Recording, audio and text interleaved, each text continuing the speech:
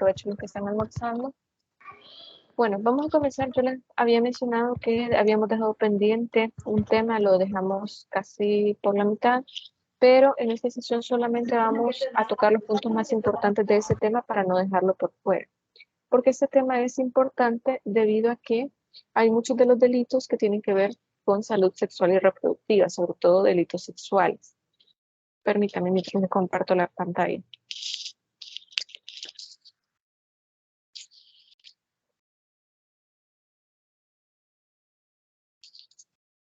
Dame un segundo mientras te voy a compartir la pantalla. O bueno, con el contenido que vamos a ver en esta sesión se lo voy a compartir. Pero ahorita solo quiero que vayamos como cerrando un poco el tema del cual yo les había mencionado que lo habíamos dejado a la mitad, porque hay puntos importantes. Respecto a sobre todo la parte de la normativa, debido a que hay una normativa que son las reglas de Beijing de 1995, que es la primera vez que se hace alusión a los derechos reproductivos, y esto es importante porque de ahí viene la normativa que nosotros tenemos sobre derechos sexuales y reproductivos, sobre todo en materia de violencia, que es un tema que vamos a desarrollar en las exposiciones. Y antes de seguir avanzando, hago este pequeño paréntesis antes de que se me olvide. Ya pueden revisar las notas de su segundo laboratorio. El siguiente día, me parece, que hicimos el laboratorio, yo ya les coloqué las notas, ya están revisados. Les voy a entregar las papeletas en la clase presencial de esta semana. Lo revisan y si es necesario que hagamos el proceso de revisión de las respuestas que ustedes han consignado al test que yo les pasé, con todo gusto lo puedo hacer. Recuerden que ustedes tenían el material y a partir de eso se generaron las preguntas que yo les hacía y esperaba que ustedes pudieran, a partir de la lectura del material, hacer las respuestas, es decir, retomar lo que se colocaba dentro de la sentencia y luego explicar en caso de que así fuera necesario. Algunas personas que me colocaron, por ejemplo, en algunas definiciones que yo les pedía, en algunos test, por ejemplo, que es la violencia oculta, perdón, la discriminación oculta, la discriminación sectorial, intersectorial, etcétera, y solamente me pusieron se refiere a, y yo les pedí explicación. Entonces de ahí viene, algunas personas me han dicho, miren, no estoy conforme con la nota, quiero ver la papeleta, la revisión, siempre se la puedo entregar, no se preocupen. Y cualquier inconformidad que ustedes tengan, por muy pequeña que sea, por favor me la hacen saber y yo con todo gusto les puedo explicar y podemos resolver el test o los tests, más bien en este caso, si es necesario, no hay ningún problema. Pero si quieren, al final ustedes me dicen si quieren que hagamos la resolución del test, porque ahí sí tendríamos un pequeño problemita, debido a que hay compañeros que no se han hecho laboratorio y el día de la sesión presencial de esta semana llegarían a hacerse laboratorio, pero vamos a ver cómo podemos resolver eso. En todo caso, les entrego sus papeletas, revisan bien las respuestas que ustedes han consignado y en caso de cualquier inconformidad, con todo gusto yo les puedo ayudar con eso y podemos verificar y si es necesario cambiar la nota que ya tienen, se va a hacer. No se preocupen. Entonces, eso y lo otro es que ya esta semana comenzamos las exposiciones. Van a pasar 3 grupos por cada sesión de clase, 3 grupos este miércoles, 3 el lunes de la siguiente semana de vacaciones y 3 el miércoles de esa misma semana. La idea es que ustedes pueden desarrollar los temas que se les ha consignado, ya tienen el orden también, ya saben, los primeros 3 el miércoles, los siguientes 3 el lunes de la otra semana y los últimos 3 quedarían para el miércoles de la siguiente semana. ¿Qué es lo que quiero que hagan? No me van a entregar nada por escrito. Dependiendo del tema que les corresponde, se van a organizar con sus compañeros para poder dar a conocer el tema. Puede ser una exposición normal, no es necesario que vengan formales, pero también les he pedido que utilicen la creatividad. Pueden utilizar cartelitos, pueden utilizar presentaciones, videos, dramatizar, lo que ustedes crean conveniente. La idea es que ustedes puedan trasladar esa información a su compañero.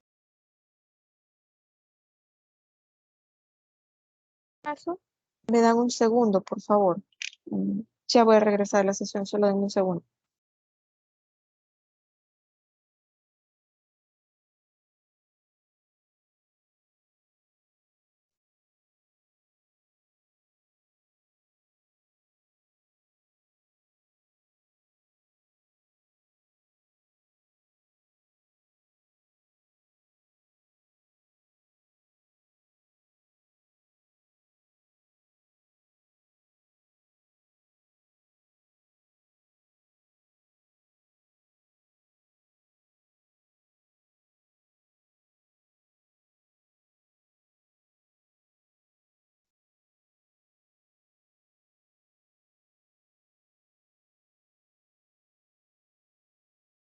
No sé si me escuchan.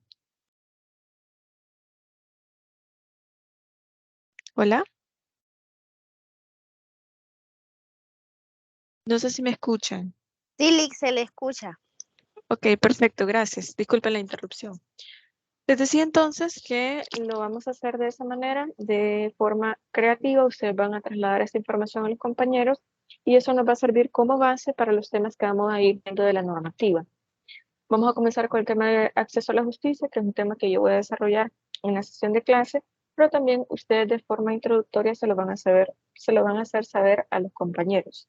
Entonces, algunos temas ustedes lo van a desarrollar como de manera teórica y luego nosotros vamos a ir viendo de una vez la normativa en los temas que vamos desarrollando en los contenidos. Así que igual, cualquier pregunta, consulta que ustedes tengan sobre el tema, vamos a aprovechar esta oportunidad de la sesión virtual para poder hacerlo porque ya el miércoles comenzamos con la exposición. Recuerden que todos deben pasar. La nota va a ser de carácter individual. Ustedes van a trabajar en equipo si quieren o cada quien toma la información que va a exponer, una exposición formal completamente, pero la nota va a ser de carácter individual. Por eso necesito que todos pasen. No me digan, mire, Lick, va a pasar el compañero y él va a hablar. Todos van a ganarse la nota de manera individual. Es la mitad de la nota del parcial. Así que esperaría que todos participen. Pero bueno. Al final de la sesión, si quieren, podemos aprovechar para las preguntas de ese tema. Y ahora sí cierro este pequeño paréntesis y vamos a continuar con este tema porque me urge ya terminarlo y pasar al tema que vamos a desarrollar sobre la violencia de género y sus manifestaciones, que es la sesión de este día. Entonces, les decía, conferencia de Beijing, las reglas de Beijing, que estableció a qué va a hacer referencia a la salud reproductiva como un derecho humano. Recuerden que nosotros habíamos hablado en la sesión pasada que se hizo el reconocimiento del derecho a la salud sexual y reproductiva como un derecho humano. Por lo tanto, ningún Estado puede eh, desconocer la obligación que tiene de garantizar este derecho a las personas, que es el derecho de la salud sexual y reproductiva. Definió estas reglas de Beijing la salud sexual y reproductiva como la capacidad de poder disfrutar una vida sexual satisfactoria sin riesgos, poder procrear y tener la libertad de poder decidir, perdón, cómo hacerlo, dónde, cuándo, con quién, con qué frecuencia, etcétera. Todas las posibilidades que implique la libertad sexual están ahí. Es decir, con quién usted quiere tener una vida sexual activa, si no quiere tener una vida sexual activa, de qué manera lo va a hacer, si se va a cuidar, si no se va a cuidar, etcétera. Todo este cuidado que implica tener una vida sexual activa. Esto también va en acompañamiento a muchas normas y muchas indicaciones que ha dado la Organización Mundial de la Salud y también agrega una definición sobre salud sexual y reproductiva que la entiende como una condición de bienestar físico, mental y social en los aspectos que son relativos al sistema reproductivo en todas sus etapas. Es decir, no vamos a desconocer que la salud sexual y reproductiva debe ser protegida y garantizada sin importar la etapa. Si es un adolescente, si es alguien menor de 18 años, no importa, también se le debe garantizar.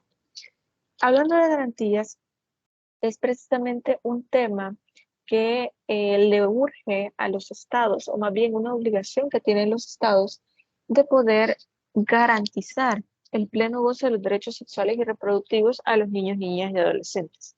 También no solamente a los adultos. Todo este tema sale a colación por el hecho de que nosotros habíamos hablado de que cuando les vamos a hablar de salud sexual y reproductiva, o más bien de sexualidad y del enfoque de género, a los niños, niñas y adolescentes. ¿En qué momento será prudente poder hablar con ellos de este tema?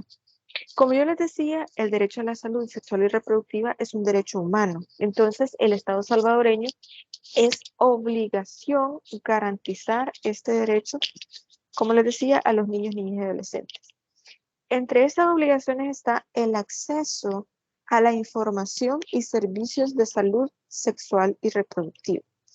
Teniendo en consideración esto, no es, como yo les decía, solamente miren, aquí están los preservativos, los métodos anticonceptivos, vaya y viva su sexualidad como usted prefiera. No es solamente eso. Hay que entender que cuando nosotros hablamos de salud sexual y reproductiva, esto va más allá. ¿En qué sentido? Yo les mencionaba algunas cuestiones que tal vez ustedes debían comenzar a visualizar. Por ejemplo, el hecho de que aunque sea un adolescente, aunque sea una mujer adulta, una persona adulta mayor, es necesario que se esté haciendo chequeos médicos periódicos, no solamente de carácter ginecológico, sino también obstetricia en caso de que ella esté embarazada, pero también es una cuestión, como les decía, no solo de enfermedades de transmisión sexual, de embarazos, sino también de higiene, cuestiones hormonales, porque dependiendo de esto, pues se le asigna a cada mujer aquello que tiene que ver con los métodos anticonceptivos. Por lo tanto, el derecho a la sexualidad implica una salud integral, un acompañamiento que se le debe dar a la persona. No digo solamente mujer, no es solamente un adolescente, no es solamente una niña, una adulta mayor, es a todas las personas. Como les dije, es un derecho humano y por lo tanto tiene la característica de ser universal. Otro aspecto que también tiene como obligación el Estado es lo que tiene que ver con la interrupción del embarazo.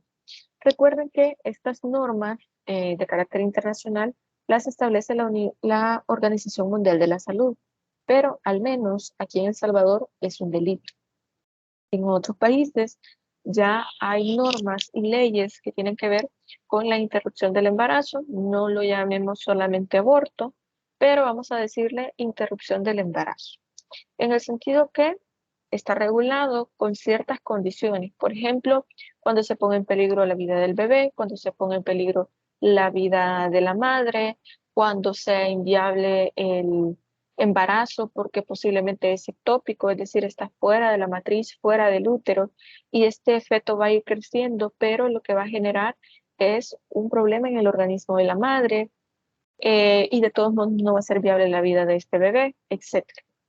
Pero tenemos casos, por ejemplo, el de Beatriz, que yo sé que ustedes lo han escuchado o han leído la sentencia, en el cual se establecía que esta mujer por tener lupus no podía, o no, más bien no debía quedar embarazada, y a pesar de esto estaba embarazada y su bebé tenía una situación médica, no recuerdo exactamente el nombre, pero era algo parecido como muerte cerebral, hidrocefalia, algo parecido a eso. Pero los doctores decían que médicamente la vida de este bebé no era viable. Es decir, daba lo mismo, no quisiera decir esas palabras tan así, pero era completamente indiferente, digamos, si el bebé nacía o no, porque de todos modos su vida no era viable.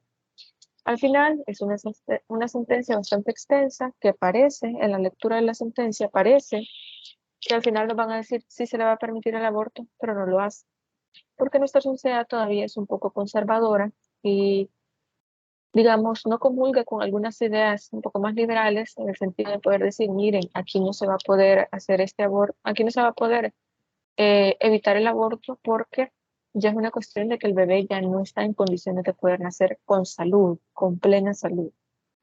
Pero bueno, a lo que voy con eso es que al menos en nuestro país lo tenemos penalizado desde la reforma legislativa de 1997 y seguramente es un tema que ustedes ya vieron o están por ver en parte especial. Me imagino yo que esto también ya lo discutieron en clase, ya vieron algún caso parecido, etcétera. Pero hay otros países en los cuales sí se permite y como les decía, se establecen cláusulas. Solamente en este caso, solamente en este otro, en estas condiciones y ya. Pero lo interesante acá no es solamente que se permita, es cómo se permite. ¿Por qué? Bueno, aquí tenemos un aspecto importante. Recuerden que hablábamos que era una obligación de los estados garantizar el pleno goce de los derechos de la salud y la educación sexual y reproductiva. Bueno, entonces, imagínense ustedes si aquí en El Salvador estuviera permitida la interrupción del embarazo por alguna situación que pusieran ahí, por ser embarazo ectópico, por que tenga que ser un aborto terapéutico, etcétera, que colocaran ahí las situaciones en las que se pudieran dar estos abortos o interrupciones del embarazo. En este caso, el Estado salvadoreño debe proporcionarlo de manera informada, gratuita y sobre todo dar acompañamiento a las personas involucradas, no solamente a la madre, no solamente a la persona que está gestando a este bebé, También el padre puede estar involucrado y otros familiares. Es dar seguimiento integral a este proceso que sería de interrupción del embarazo. Pero el Estado sabe, los estados de forma general saben el costo que esto implicaría de poder atender a estas mujeres en situación de gravidez, de embarazo. Entonces, esto significaría un costo bastante grande. Por lo tanto, cuando se habla de interrupción de embarazo, como para poder establecerlo en una ley, para poder regularlo de alguna manera, el Estado también uno de los obstáculos que tiene es el hecho de el presupuesto, lo que implicaría el gasto, porque como les decía, es una atención gratuita. Usted no va a ir, no le van a decir, mire, sí, está bien que pueda interrumpir su embarazo, vaya y en cualquier clínica que usted encuentre en su camino, es la que se lo va a poder hacer. No, va a tener que ser, por ejemplo, que usted se lo haga en un seguro, en el seguro, perdón, en un lugar especializado, pagarle a estos médicos, el Estado le va a tener que pagar a estos médicos para que puedan realizar estos procesos. Y eso terminaría siendo caro. Por eso, esa es una de las razones por las cuales no es tanto lo conservadora que es la sociedad, sino también toda la implicación infraestructural, de presupuesto, de preparación médica, que significaría este tema de la interrupción del embarazo. Y luego tenemos la parte de la atención materna, el embarazo en los adolescentes, el embarazo en general y el derecho a tener un parto seguro. Creo que ustedes han visto en varias, o van a ver, mejor dicho, en varias materias, sobre todo en la parte que se relaciona con derecho laboral, aquello que tiene que ver con el cuidado prenatal, postnatal y la planificación familiar, sobre todo la parte del cuidado prenatal y postnatal. ¿En qué sentido y por qué tiene que ver con laboral? Pues bueno, la mujer embarazada no la pueden despedir, o sea, es una cuestión que está dentro del código de trabajo, ustedes lo van a ver, no se puede despedir a una mujer embarazada, no se puede discriminar a una mujer embarazada y no contratarla porque está embarazada, porque eso es una situación, como les decía, de discriminación, pero también se le debe dar un periodo de tiempo que ya está establecido en la ley de un par de meses después, antes del parto y después del parto. ¿A qué voy con todo esto? No solamente es eso lo que significa la atención de la salud materna, es poder dar acompañamiento a las madres, no solamente con el ácido fólico y algunas vitaminas que deben tomar durante el embarazo, sino también prepararlas para el momento en que nazca el bebé. Sobre este tema de los partos, hay un tipo de violencia que se llama violencia obstétrica. Y yo más o menos les comentaba casos en la clase anterior y yo les decía de que hay investigaciones bastante recientes sobre el tema de violencia obstétrica. ¿Por qué? En muchas ocasiones hasta las mismas enfermeras, los mismos doctores son quienes ejercen esta violencia obstétrica porque son ellos mismos los que dicen, no, es que debes tener el bebé por parto natural, porque una mujer de verdad sí tiene los hijos por parto natural, pero hay que comprender algo. No por el hecho de ser mujer y de poder estar embarazada significa que todos los cuerpos son iguales y que todos los cuerpos pueden dar a luz a un bebé. Hay mujeres que su misma estructura ósea no les permite que se pueda ensanchar lo suficiente la pelvis para que un bebé nazca. O los bebés son muy grandes y no permiten el paso del bebé por el cuello uterino, entre muchas otras posibilidades que pueden suceder. Y no por el hecho de que un bebé nazca por cesárea, significa entonces que esta mujer no sea mujer. A lo que quiero llegar es que hay tantos comentarios que son machistas que hasta las mismas enfermeras dicen todo el tiempo que está mal y que eso termina siendo violencia obstétrica, entre muchas otras cuestiones, por ejemplo, tener a una mujer sufriendo con el dolor de parto, cuando ella dice, quiero que me hagan cesárea, pero el doctor dice, no, todavía hay que esperar a que dilate más para ver si nace o si no, hasta dentro de 16 horas, 10 horas o dentro de tanto tiempo, vamos a ver si tiene que nacer por parto, perdón, por cesárea. Cuando esto debería atender precisamente a la situación que la mujer está viviendo, cómo está viviendo este parto.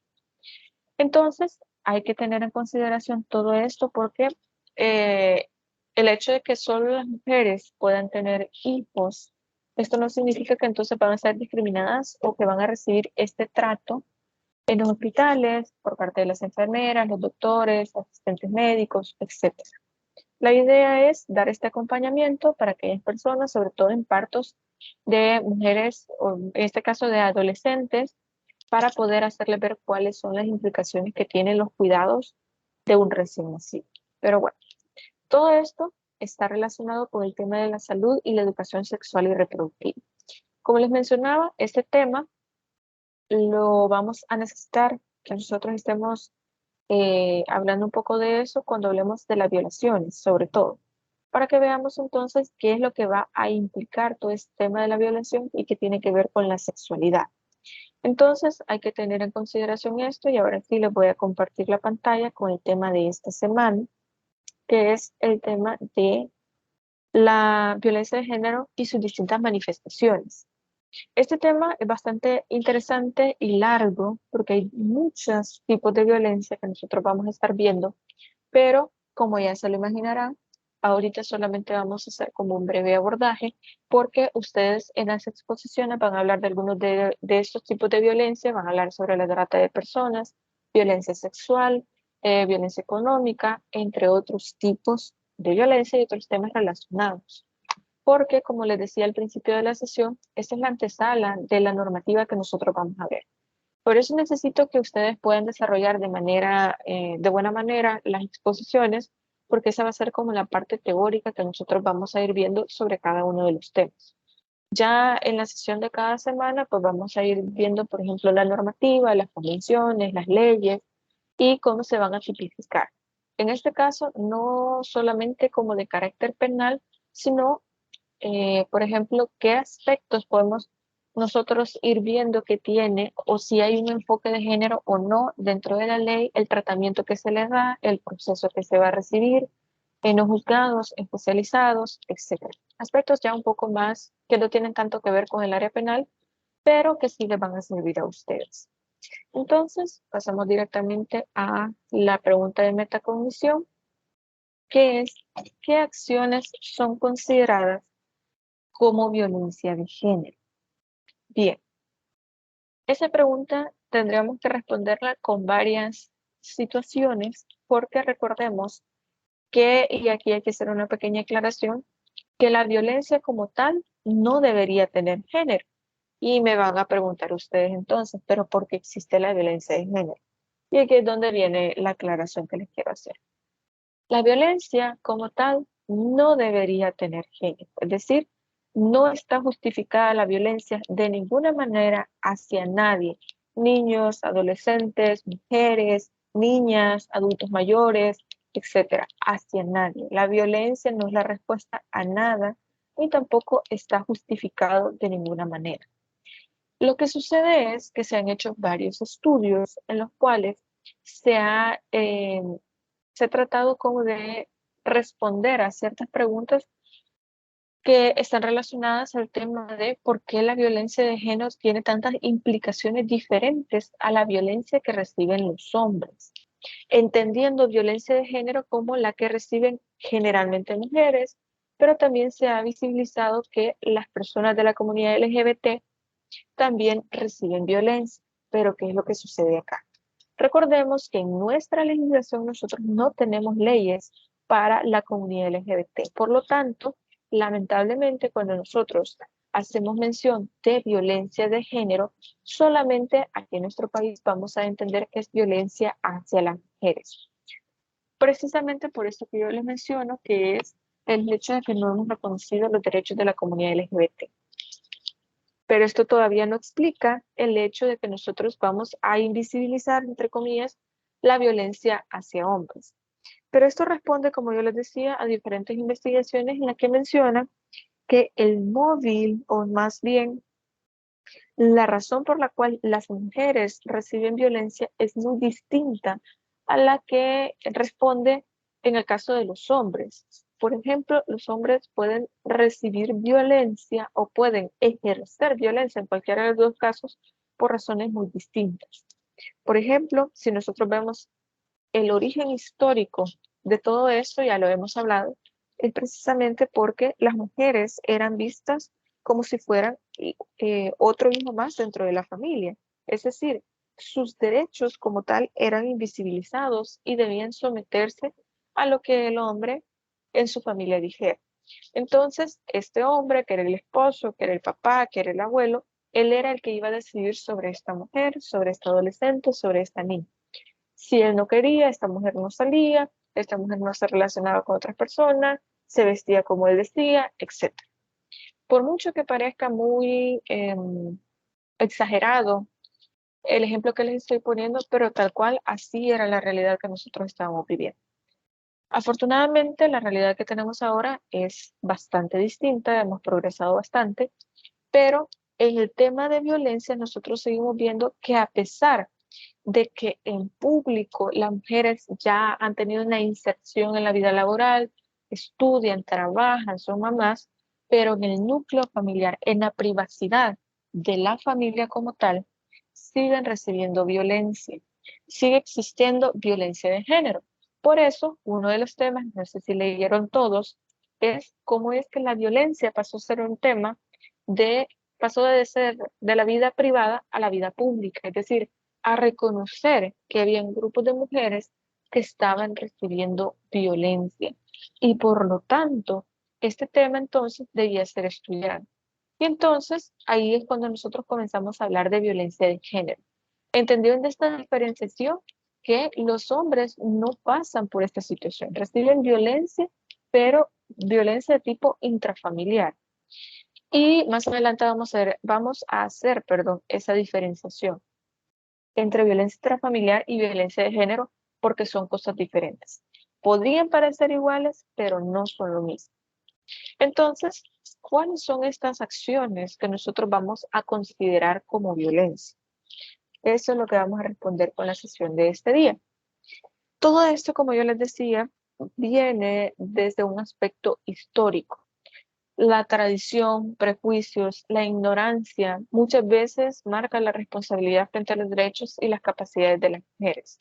Porque precisamente en la historia donde encontramos, perdón, esta concepción de que la mujer por ser débil, entre comillas, se debía someter a lo que un hombre pudiera decir, porque los hombres son más inteligentes, más fuertes, más astutos, etc.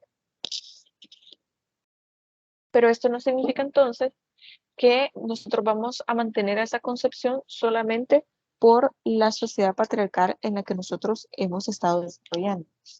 Al contrario, la representación de la mujer en la sociedad lo que busca es anular estos conceptos que son erróneos. Eh, la imagen que se le da de la mujer es errónea y tratar de evitar aquellos espacios, aquellas esferas de la sociedad donde puedan llegar a existir algún tipo de discriminación o algún trato que pueda llegar a ser violentatorio de algunos derechos que las mujeres tengan. Y aquí la problemática entonces no es un problema solamente de mujeres, se convierte en un problema de carácter social. ¿Por qué? Bueno, recordemos que el patriarcado es el gobierno de los padres y así es definido, el gobierno de los padres. Pero en este caso hay que tener en consideración que este patriarcado trae consigo estructuras sociales, económicas y políticas, en las cuales el protagonismo lo mantenían los hombres. ¿A qué voy con esto? Y no quiero sonar muy feminista, tal vez. No es eso, solo el contexto para que ustedes lo vean. En esta sociedad patriarcal, donde se invisibilizaban a las mujeres, el maltrato era lo común, era lo normal. Es decir, hasta las mismas abuelitas, las mismas mujeres dentro de la familia decían, no, es que me golpea, pero es porque yo lo provoqué, porque yo no debía haberle dicho tal cosa, yo debí haberle puesto la comida a tiempo, yo debía haber hecho esto, lo otro. Y al final las mujeres mismas eran las que se culpaban o alguna abuelita que les haya dicho a sus mamás, a sus tías o a alguien de su familia o que hayan escuchado de este comentario de no, es que tenés que aguantarlo porque es tu esposo. ¿Qué va a decir la gente si él te deja? Tenés que mantener tu hogar porque si no, ¿quién va a mantener a tus hijos? Etcétera, etcétera. Entonces, en esa sociedad, con esos ejemplos que yo les coloco, es donde simplemente se legitimaba la violencia a pesar de que fuera completamente irracional e injustificada. Yo ya les dije, la violencia no debería tener género y por lo tanto no está justificada a ningún nivel, por ninguna razón. Sin embargo, en esta intimidad que se tiene dentro de la familia, en este aspecto íntimo de la familia, lo que se hacía era que como nadie veía, detrás de la puerta cerrada, nadie veía si la pareja de esa persona lo humillaba, la maltrataba, etcétera, se trataba como un problema de pareja y que nadie podía meterse.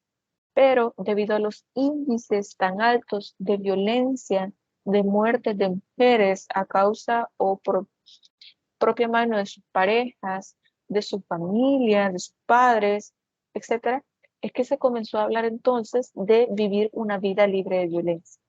Cuando veamos la normativa vamos a ver cuál fue la convención que pudo acoger o denominar este tipo de violencia, este derecho más bien que es la tener una vida libre de violencia contra la mujer.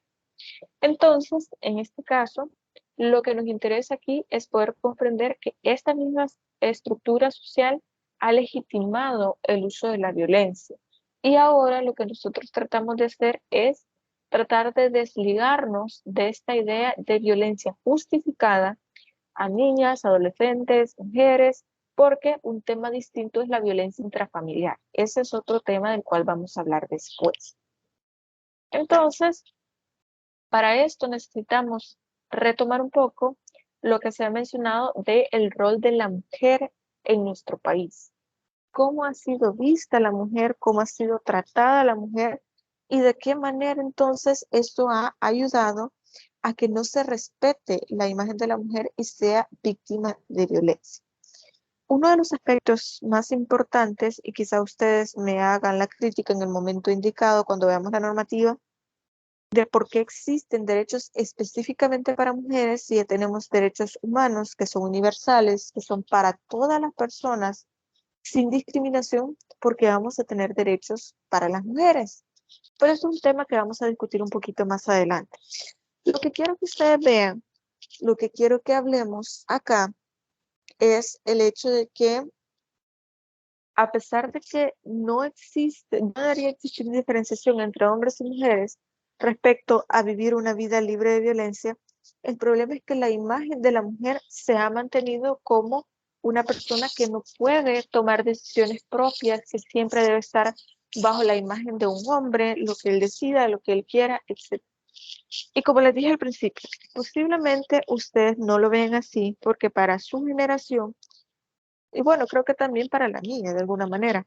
Ya no es algo anormal ver mujeres más independientes, que pueden hacer todo sin ningún problema, que estudian, trabajan, deciden sobre su proyecto de vida, estudian más de una carrera, no quieren tener hijos si no es su deseo, etcétera. Y no son mal vistas. Lo que sucede en este caso es que la imagen de la mujer se ha mantenido como la mujer que puede estudiar, que puede trabajar, pero siempre se mantiene haciendo las labores domésticas. Pero si es mamá, entonces siempre está a cargo de los hijos. Entonces, si algo le pasa a los hijos, entonces es culpa de la mujer, porque ella no estuvo pendiente, pero si hubiera sido el hombre que estuviera pendiente de los hijos y le pasa algo, entonces no, es la mamá porque los dejó, porque se fue, porque estaba trabajando, etc. Entonces, la mayor área de trabajo que se le da a la mujer es en el ambiente doméstico y mantenemos esa idea de que la mujer puede estar haciendo muchas cosas, trabajando, estudiando, haciendo muchas cosas a la vez, pero siempre debe dedicarse al hogar de una u otra forma. Entonces, con esta idea que nosotros tenemos del rol que debe tener la mujer dentro de la sociedad, de esta sociedad patriarcal de la que venimos, es cuando nos encontramos con el problema. Entonces, ¿qué hacemos en esta sociedad que está progresando para disminuir los índices de violencia? para disminuir la discriminación contra la mujer, pero que sigue recibiendo violencia, que sí o sí es una cuestión que nosotros lo encontramos en el día a día.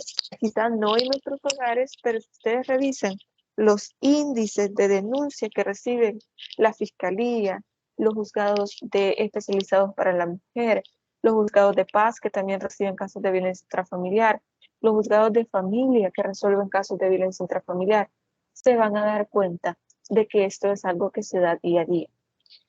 De hecho, cuando estábamos en confinamiento por lo de la pandemia, se llevaron estadísticas en las cuales, curiosamente, aunque ustedes no lo crean, no aumentaron los casos de violencia intrafamiliar.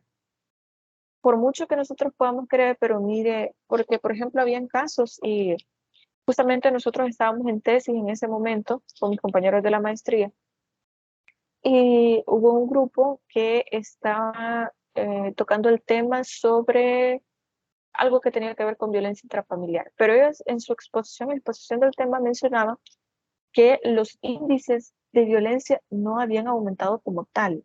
Lo que sucedía es que ahora que estamos en el confinamiento, se estaban visibilizando más aquellos temas que tenían que ver con violencia intrafamiliar, aquellas denuncias que no se hacían, que no se tomaban, aquellos casos de personas que no denunciaban, siempre eran exactamente casi el mismo número. De hecho, que ONU Mujeres lo llamó a estos casos de confinamiento, de violencia en confinamiento, lo llamó la otra pandemia, para tratar de darle un nombre atractivo y tratar de hacer un llamado de atención, porque sí habían casos de violencia, pero no era un número diferente, a pesar de lo que nosotros podamos creer, porque habían personas que, por ejemplo, nos mencionaban un caso cuando exponían el tema de personas que vivían juntos, digamos, una semana, eran una familia como tal, pero de pronto había alguna discusión, habían golpes, el hombre se iba un mes, regresaba después, volvían a discutir, volvían a vivir un par de meses, semanas bien, y después de eso volvían a discutir y se iban. Pero entonces, ¿qué pasó en el confinamiento? Obligó a muchas familias con esta dinámica a mantenerse en el mismo hogar y a aguantarse y a buscar la manera de sobrevivir prácticamente, pero es precisamente ese el punto. Solamente tuvimos que visibilizar estos casos porque los casos se dan todos los días. Por mucho que tengamos ley, por mucho que tengamos convenciones, por mucho que tengamos difusión de las leyes, de las instituciones, el problema es la cultura de denuncia. La gente no denuncia y ahí está el verdadero problema.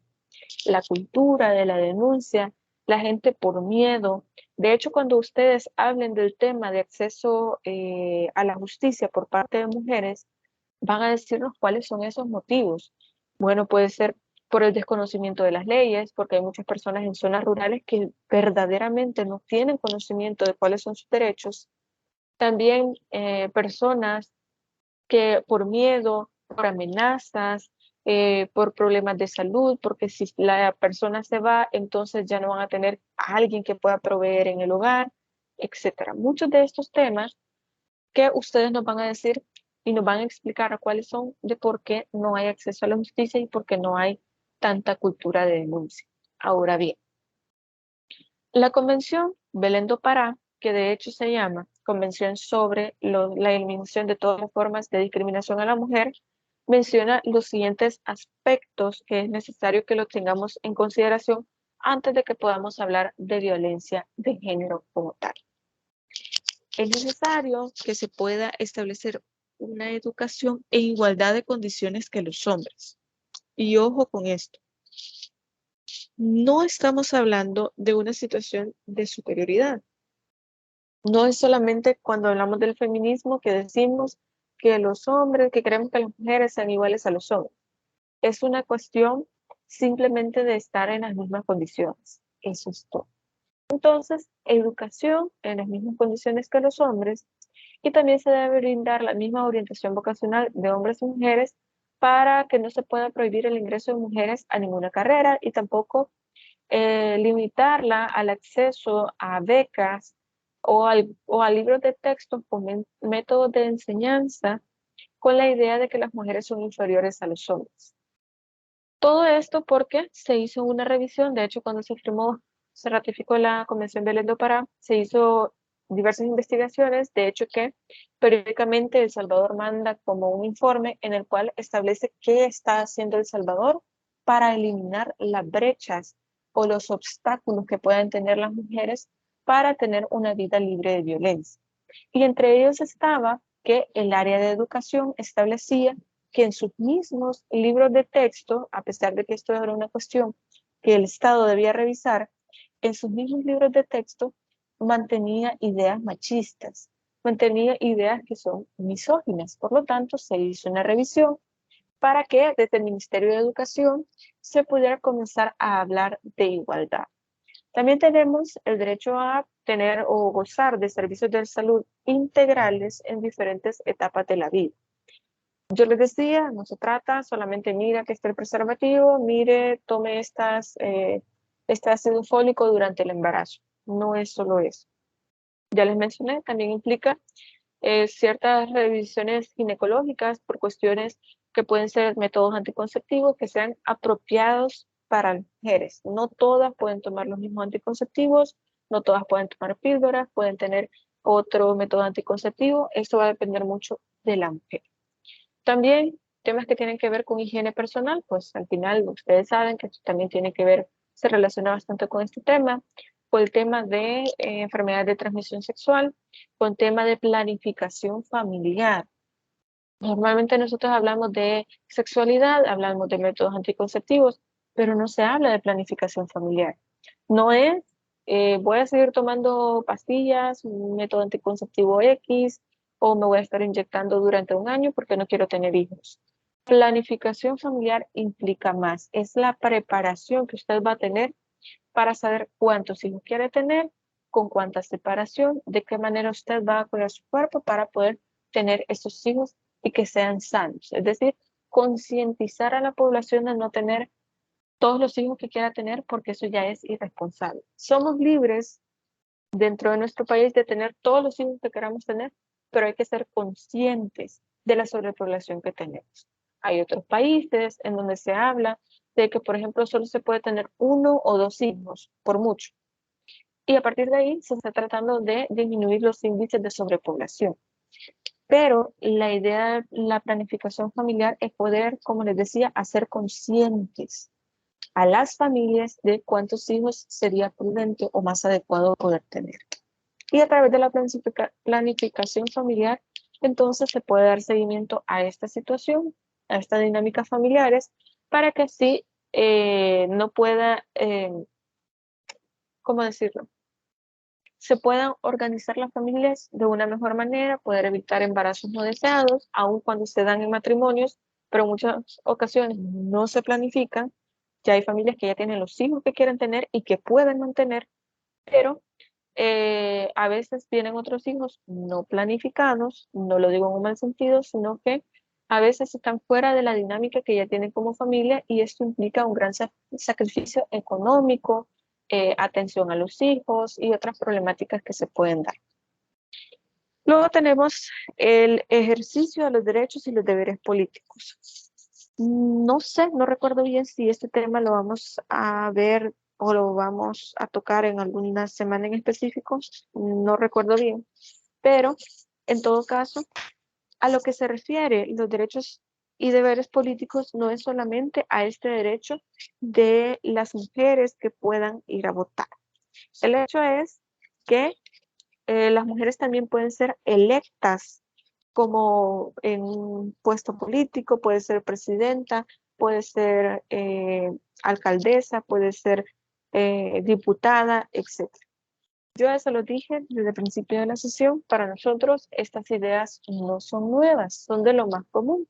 Lo único que nos hace falta es haber tenido o tener una presidenta, porque no hemos tenido a una mujer en la presidencia todavía, pero tenemos, históricamente se ha reconocido, por ejemplo, que Prudencia Ayala, yo creo que ustedes pudieron ver un stand de un grupo que era sobre las mujeres referentes en El Salvador. Y ella, Prudencia Ayala, fue la primera mujer que se postuló a una candidatura para la presidencia de El Salvador. Obviamente, eso trajo muchas críticas, a ella la sacaron de la campaña, no ganó, y después de esto, pues, a ella tuvo un momento difícil. Pero bueno, esto ya lo vamos a dejar para después. Ya es un tema diferente y no va a salir de lo que estamos hablando. Entonces, a lo que voy es el hecho de que también puedan ser elegidas, es decir, buscar una candidatura para estos puestos en la política para ser elegidas, no solamente para ir y elegir sus representantes, sino para que puedan ser elegidas en estos puestos de la política. Luego, no ser discriminadas en el empleo por el hecho de que hay muchas personas que por cuestiones de matrimonio, por ejemplo, prefieren algunas empresas poder contratar mujeres que son solteras a mujeres que están casadas, porque eventualmente saben que las mujeres casadas van a querer tener hijos, hay que pagar esas prestaciones por maternidad, posparto, etcétera, o que van a estar pidiendo permiso, y esto a la empresa, entre comillas, no le conviene. Por lo tanto, hay una cierta discriminación. Lo mismo pasa en discriminación a las mujeres embarazadas. Yo les decía desde el principio que hay muchas mujeres que por cuestiones de embarazo no las contratan.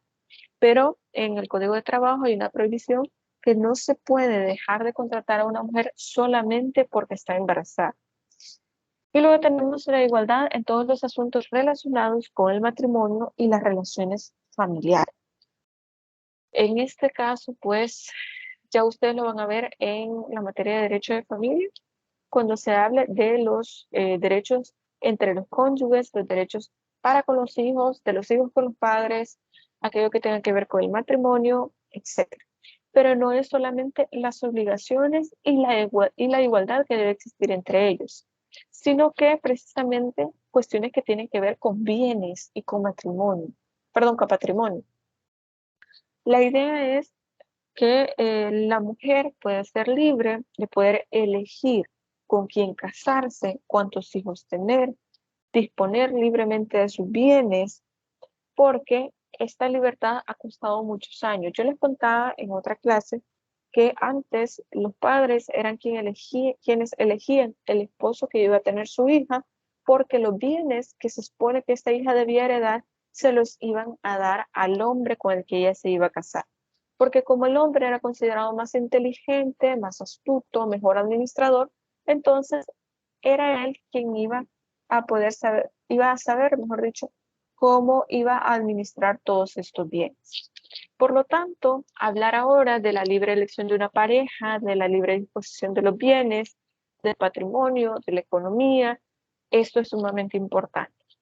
Como les decía, por mucho que para nosotros nos parezca nuevo, vamos a ver que en la ley se habla de violencia patrimonial y de violencia económica. Creo que hay un grupo que nos va a hablar un poco sobre eso, así que vamos a ir por partes. Luego tenemos la transgresión de los derechos de las mujeres.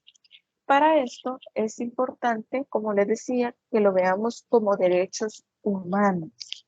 Los derechos humanos tienen esta característica de universalidad, que ya la hemos comentado, es decir, que se le deben garantizar a todas las personas sin importar la condición en la que estén.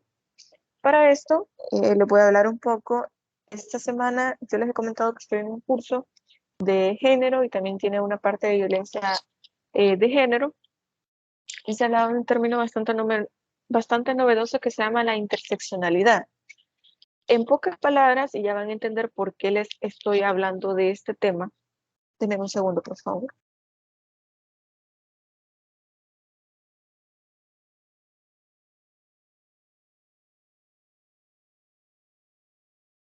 Ok, disculpen por la interrupción. Les decía que se hablaba de la interseccionalidad. En pocas palabras, esto implica dar atención a aquellas situaciones que pueden diferenciar al grupo de mujeres como tal. Es decir, dentro de un grupo de mujeres pueden haber mujeres discapacitadas, mujeres adultos mayores, niñas y adolescentes, mujeres en situación de pobreza, mujeres de alguna raza en específico. De hecho, en la presentación que nos hacían a nosotros se hablaba de mujeres negras, tal cual, así, mujeres negras. Pero también tiene que ver con otras etnias, es decir, una cuestión racial y también de etnias.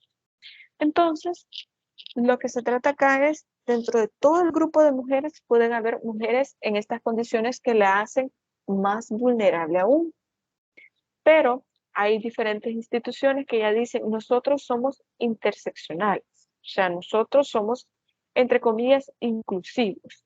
Nosotros atendemos mujeres, mujeres con discapacidad, mujeres de alguna raza, mujeres pobres, etcétera. Nosotros no hacemos diferenciación. Pero hay una autora que ella en una entrevista dijo, es que no se trata de ser inclusivos, no se trata entonces de que nosotros veamos a una mujer porque es pobre, a una mujer porque es adulta mayor, una mujer porque es discapacitada, etcétera. No se trata de eso, sino atacar aquellas razones, aquellos motivos que hacen que esta mujer sea etiquetada de esta manera. Es decir, en el caso de las mujeres pobres, entonces el problema tiene que ver con la idea de la economía. Es decir, por ejemplo, en el caso de la mujer, por el simple hecho de mujer, el patriarcado. La mujer por ser negra, algo que se le llama colonialismo, es decir, una cuestión de racismo. Entonces, eso es lo que debemos atacar. Las verdaderas razones por las cuales estas mujeres son etiquetadas de esta manera y por qué deben recibir un trato diferenciado, supuestamente, según nuestra sociedad. ¿Por qué les pongo este ejemplo? Si se supone que los derechos humanos verdaderamente son universales, ni siquiera deberíamos tener derechos únicamente para mujeres. Partamos de esa idea. Mucho menos haríamos diferenciación entre el grupo de mujeres a quienes se les va a garantizar estos derechos. Por eso les he colocado esta imagen acá, ya la van a ver ustedes más de cerquita.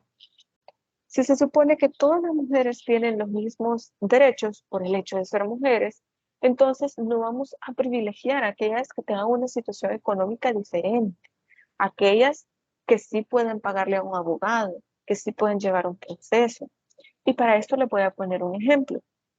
No sé si ustedes escucharon el caso de una muchacha en Honduras, me parece que fue, y no recuerdo si era influencer o si era periodista, si era modelo, no recuerdo, pero era alguien famoso.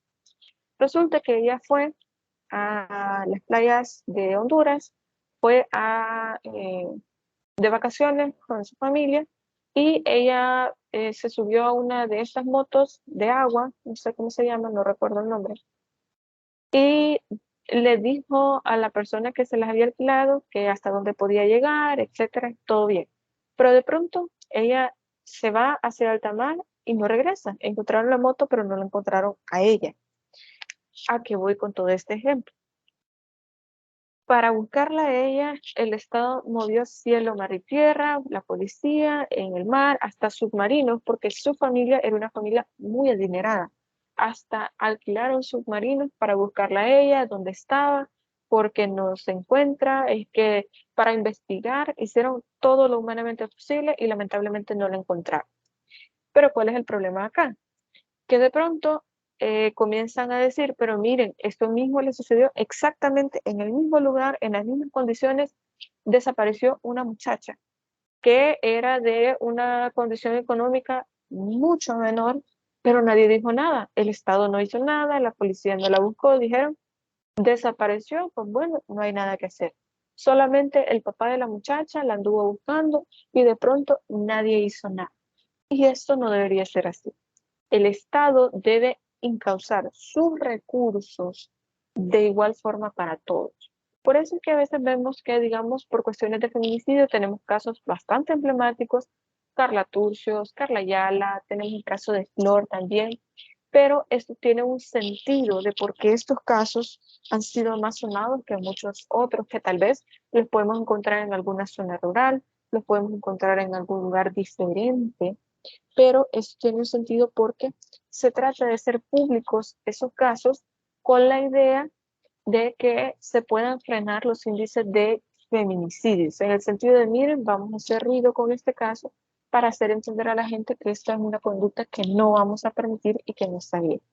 Pero esto no significa que vamos a diferenciar a un grupo de mujeres por encima de otras, solamente porque el Estado no va a investigar en este caso y en el otro sí, solamente porque esta persona tiene condiciones económicas para que la busquen, para que investiguen, para que hagan algo. No debería ser así. Son derechos humanos y deberían ser garantizados para todos en las mismas condiciones. Entonces, me voy a ir adelantando un poquito porque ya nos va quedando poco tiempo. Vamos a ver. Vamos a hablar entonces de la violencia de género contra las mujeres y sus relaciones familiares. Miren, hay que hacer una gran diferenciación entre violencia de género y violencia intrafamiliar. No son lo mismo. Como se imaginarán, violencia intrafamiliar es aquella que se da entre los miembros de la misma familia, pero que los unen lazos o vínculos sanguíneos. En este caso, por ejemplo, de los padres hacia los hijos, es más de esposo a esposa, puede existir violencia intrafamiliar, pero no es un tema por razones de género. Por ejemplo, puede existir violencia intrafamiliar, de una mujer hacia un hombre, sí se puede dar.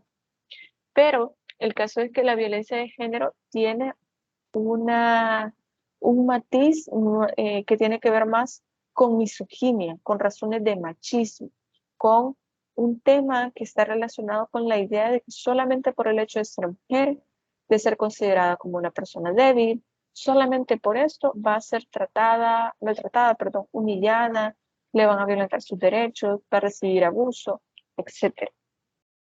Pero el problema aquí está, y este es el tema de esta laminita que tenemos, de esta diapositiva, el hecho es que la violencia de género dentro de las relaciones familiares era invisibilizada, porque se consideraba que el Estado no podía tener injerencia sobre lo que sucedía al interior de los hogares. Esto ya es una cuestión de la familia como tal, de las personas que viven en la intimidad del hogar.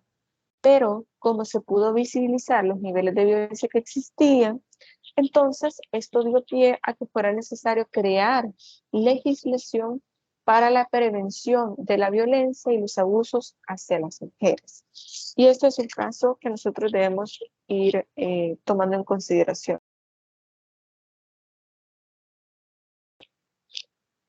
Perdón, creo que se me había apagado ahí el micrófono. Y bueno, respecto a esto, que estamos hablando sobre la violencia contra la mujer en el ámbito familiar, es necesario que nosotros tengamos en consideración que no es algo natural, que no es algo normal, que no es producto de la tradición salvadoreña de tener que, entre comillas, aguantar golpes, aguantar humillaciones, aguantar violencia psicológica, violencia económica, etc. Todo eso lo vamos a ir viendo cuando hablemos sobre este tema en las exposiciones y también después con la normativa. Ahora bien, respecto al acoso sexual, este tema, fíjense que es bien curioso. La definición como tal dice que es toda conducta inequívoca de naturaleza o contenido sexual no deseada por la mujer que lo recibe. Por ejemplo, usted va tranquilamente en la calle y hay un hombre o grupo de hombres, un grupo de personas que le comienza a gritar cosas en la calle y miren, me van a decir ustedes, de hecho, creo que alguno de sus compañeros mencionaba de que había mujeres que lo acusaban. Y bueno, esto también puede pasar. Como les decía, la violencia de verdad que no debería tener género como tal. Tanto hombres como mujeres pueden recibir violencia. Y después vamos a ver ciertos casos. Pero bueno, el problema aquí con el tipo penal del acoso sexual es el siguiente. Les voy a plantear un caso que justamente la semana pasada me estaba comentando una muchacha. Y me dice, mire, Lick, no sé qué hacer porque me está pasando lo siguiente. Hay un señor mucho mayor, la muchacha es mucho menor que yo, muy mayor, o sea, ella es un señor que él vive en el mismo pueblo donde yo estoy viviendo y él no sé cómo consiguió mi número, de por sí ya vamos mal, no sé cómo consiguió mi número, me manda mensajes, me mandó solicitud en Facebook, yo no se la agregué, pero me manda mensajes, o sea, me solicitó, no sé cómo le llaman en Facebook, solicitud de mensaje, algo así, pero para las personas que no tienen agregadas.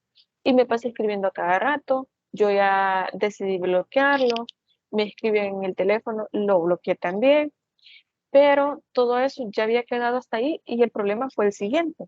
Cuando yo creí que ya no tenía forma de contactarme, de escribirme, porque yo nunca he hablado con él, no lo conozco, solo sé que vive en mi pueblo, yo estoy trabajando en una oficina, me dijo, y me mandó flores a esa oficina. Y me dijo, y es algo que yo no, o sea, que yo no necesito, que yo no quiero tener ningún tipo de contacto ni que me mande nada, porque yo ni siquiera conozco a esta persona. Entonces, no sé cómo supo que yo estaba trabajando en esa oficina, porque esa oficina está fuera del pueblito donde ella vive. Entonces, no sé cómo consiguió mi número de teléfono ni mi dirección, no sé cómo sabe que estoy trabajando acá, porque de hecho, ella me dijo que los mensajes que le mandan no tienen un contenido sexual como tal, y a eso es a lo que quiero llegar.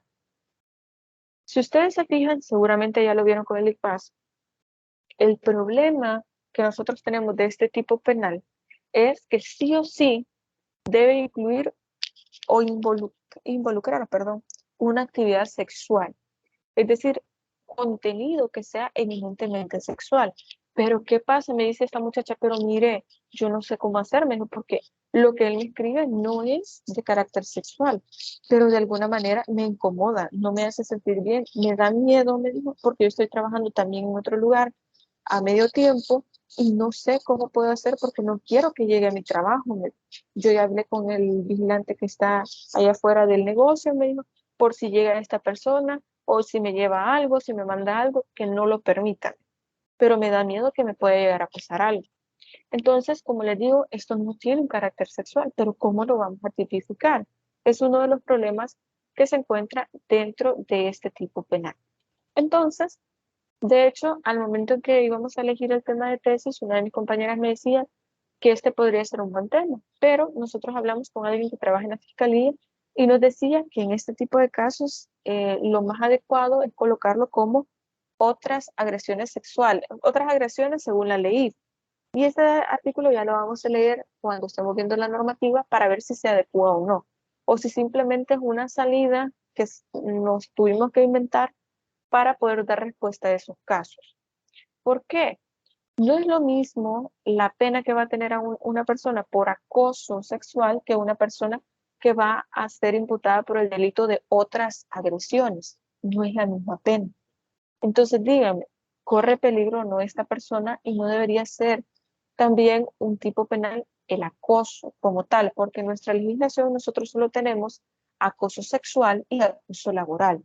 Pero hay muchas personas, de hecho, en la misma maestría vino una docente de Argentina y nos decía que ellos ya tienen normativa que se relaciona con el acoso, así, a secas, acoso.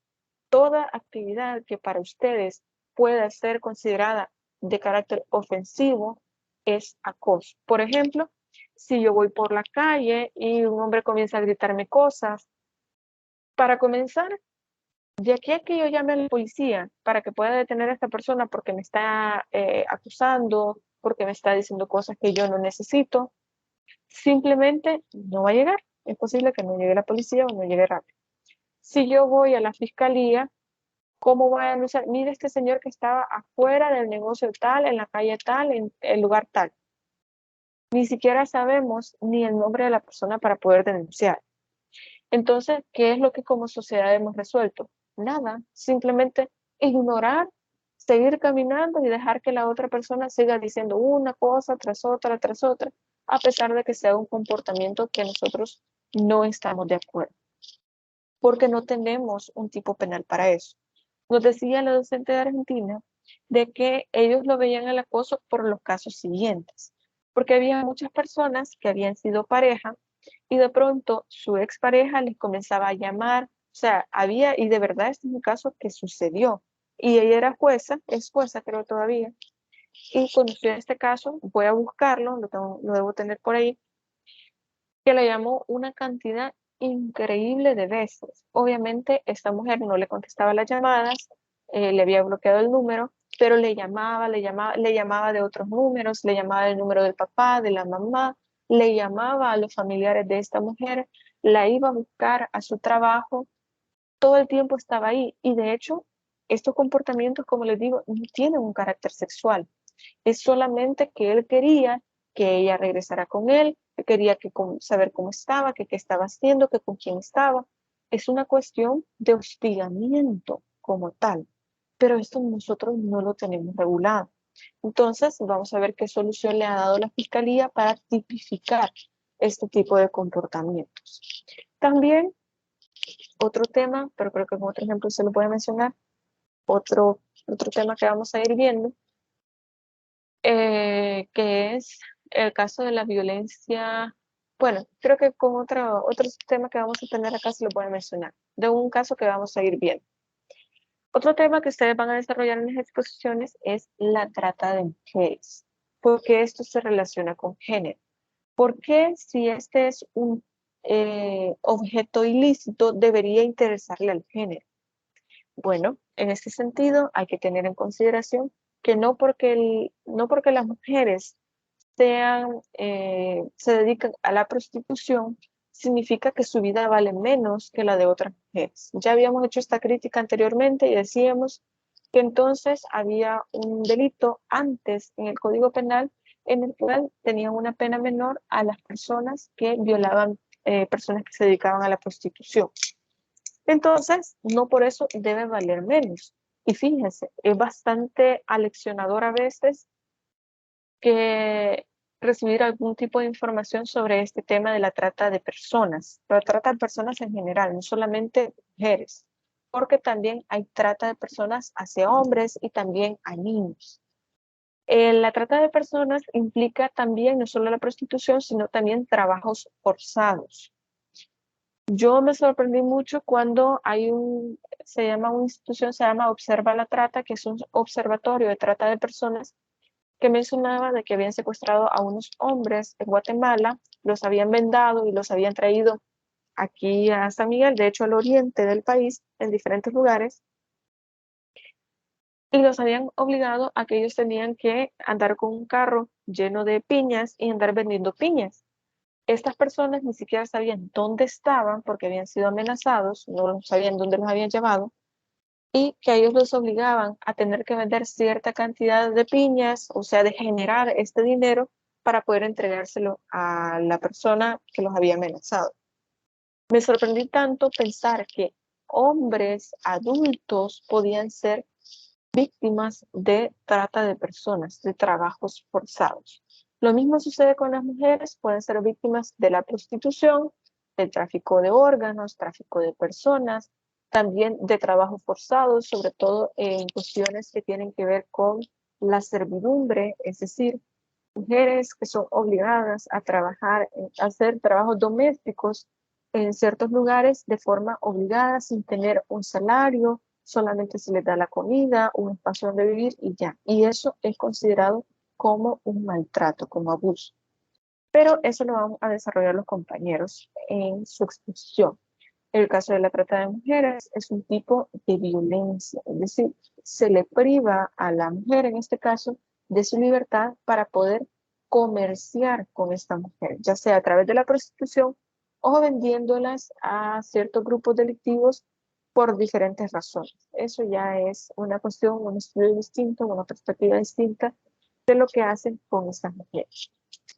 Luego tenemos la violencia sexual.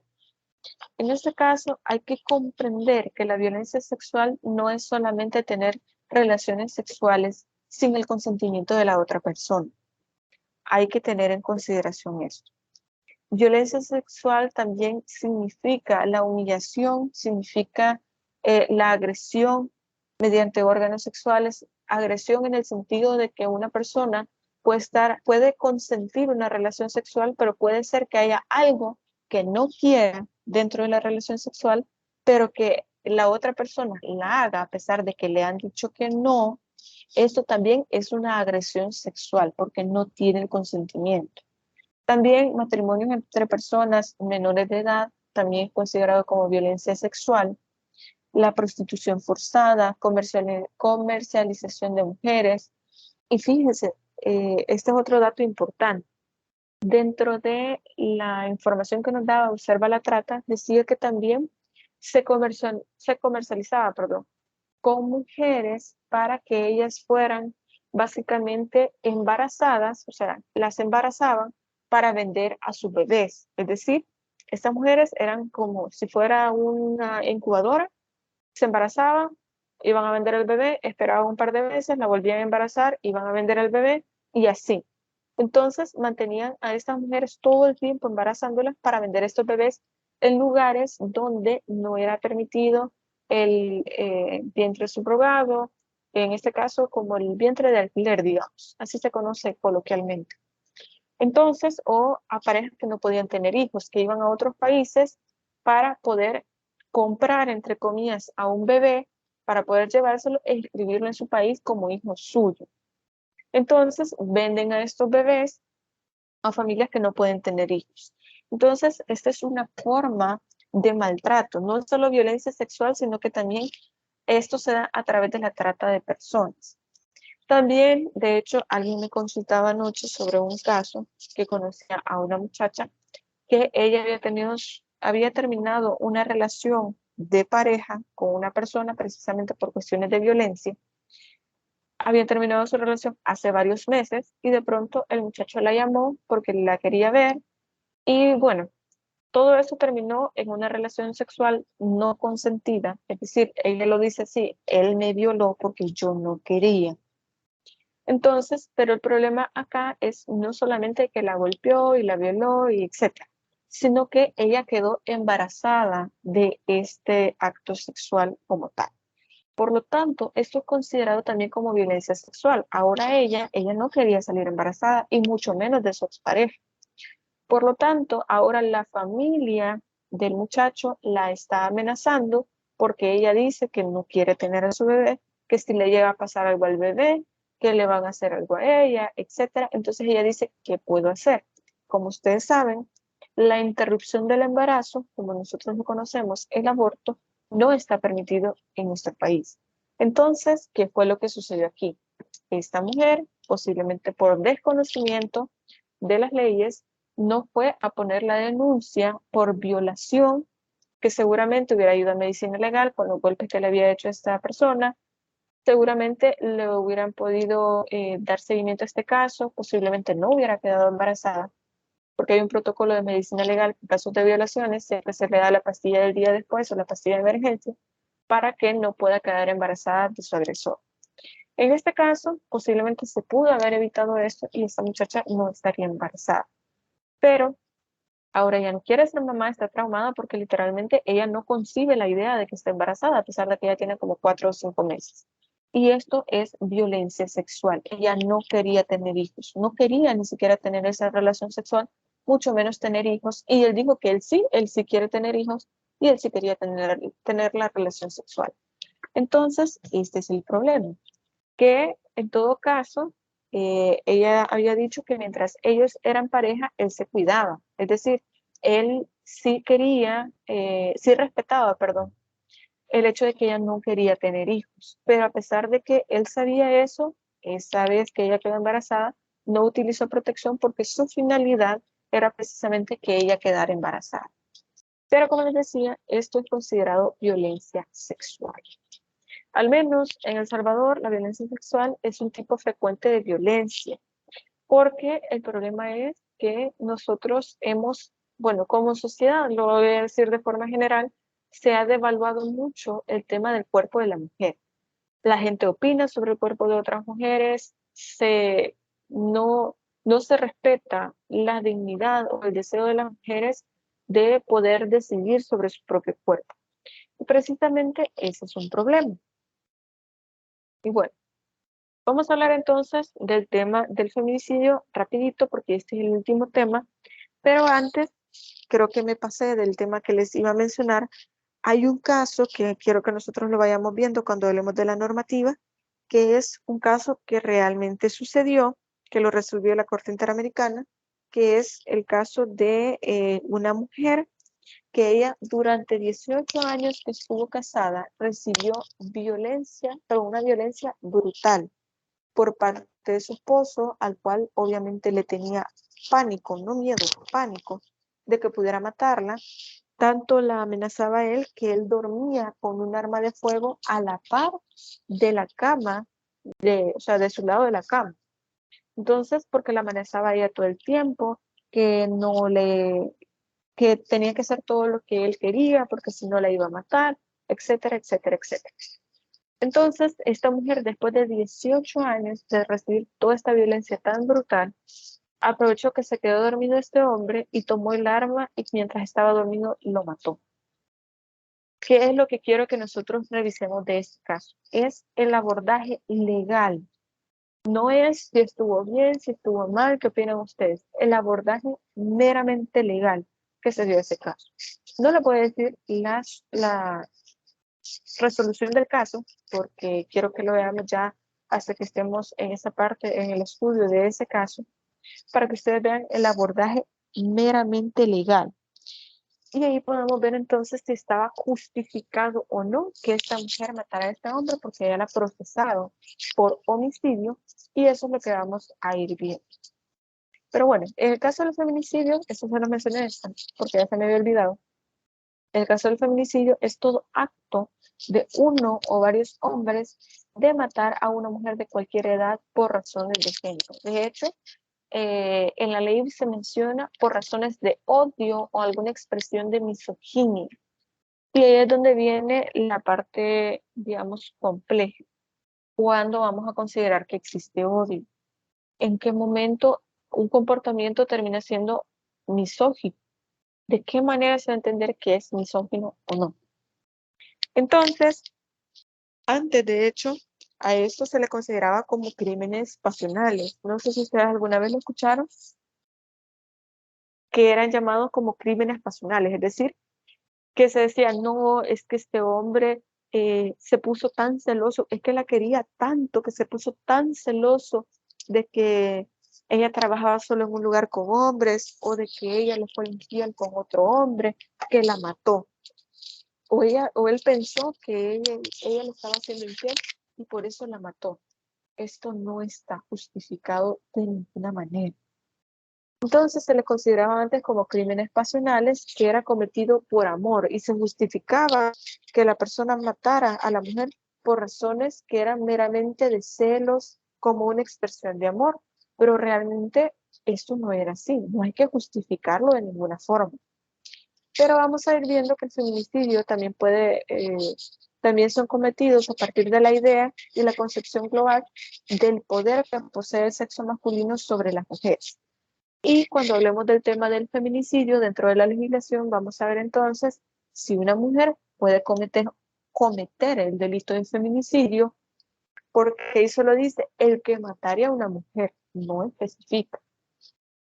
Vamos a responder a esa pregunta. ¿Cuándo se va a considerar que es feminicidio o cuándo es un homicidio común? ¿Será que de forma automática al ver a una mujer, es decir, el fallecimiento de una mujer, se va la fiscalía, procede o se investiga en la policía a través del protocolo de feminicidio? ¿En qué momento se entiende que va a comenzar esta investigación y quiénes deben ser los primeros implicados en esta investigación, etcétera? Todo lo que tenga que ver con este tema lo vamos a ir viendo dentro de la misma normativa.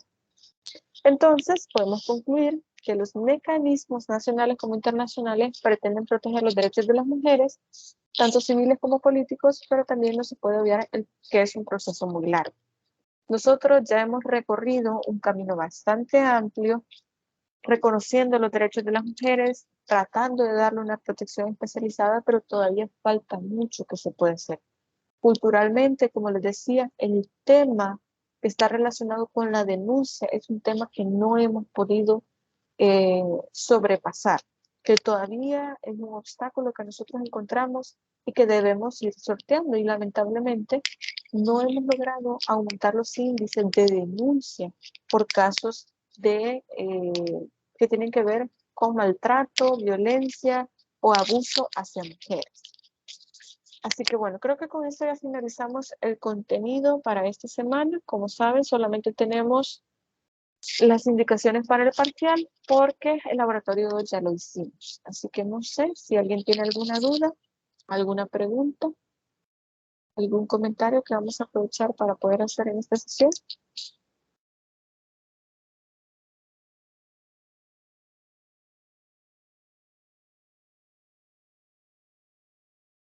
Ok, bien, vamos a llegar hasta acá entonces. Les agradezco mucho por su puntualidad.